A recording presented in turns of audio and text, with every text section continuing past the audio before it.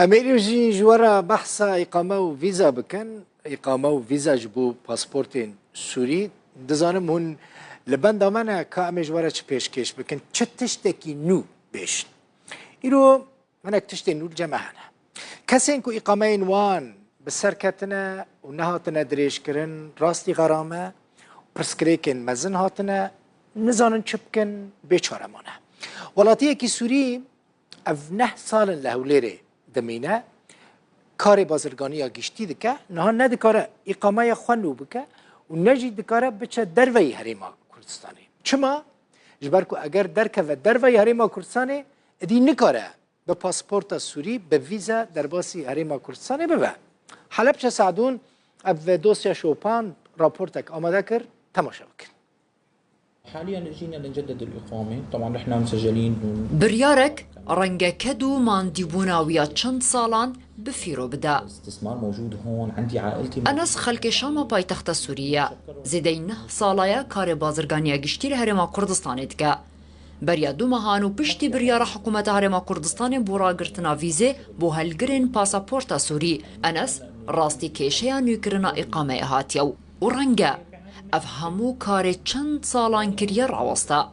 لما جينا لنجدد الإقامة خبرني المحامي دمام هاتن جبونو كرنا إقامة باري زري من جمن رقوت دويت إقامة خويان ها هلوشيني و تش كردستاني دركيوي و جارك دن بفيزا در باس ببي وكي كوتو يكم جاري در باسي هرما كردستاني دبي ليكيش او كونها فيزا بو سوريان تنه ام بهيوين كو حكومة هرما كردستاني في بابتي چاره سر بكه داخلي هولير بونا برقيق الشرعي لري كومباني فيزا ونشينغو لگور پارێزەرێ ئەنەس مادەیە 6 ji yasaya hejmara 26 sala 2006 ya yasaya ڕێگەزنامەیە عێراقی دەبێژە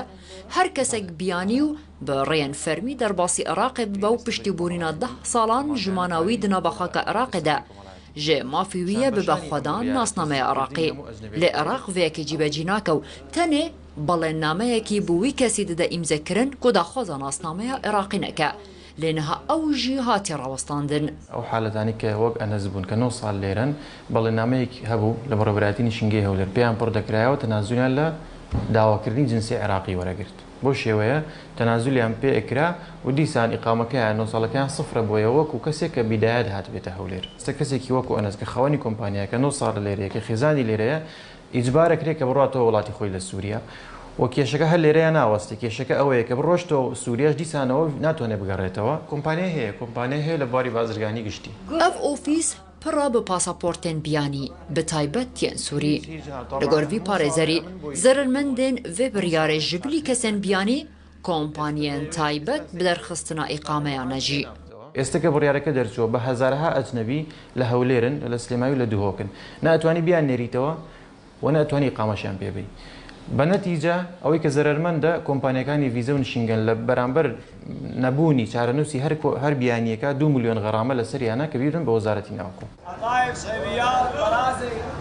هاتنا خەڵکی سووریە بە تایبەت ji deverên Şam Homs Lazqiye û Heleb ji sala 2018 ve zêde bûye piraniya wan gencin û ji ber rewşa aboriya Sûriyê têde derbas dibe berê xwedana Herêma Kurdistanê ئەvە du meha ji ber ragirtina dana vîzê ji bo helgirin pasaporta Sûrî hemû karûbarên nûkirina îqameyan bi rengekê giştî ji bo kesên biyanî li Herêma Kurdistanê hatiye rawestandin eger em di vê cadeyê de herin niha zêdeyî 5 kesan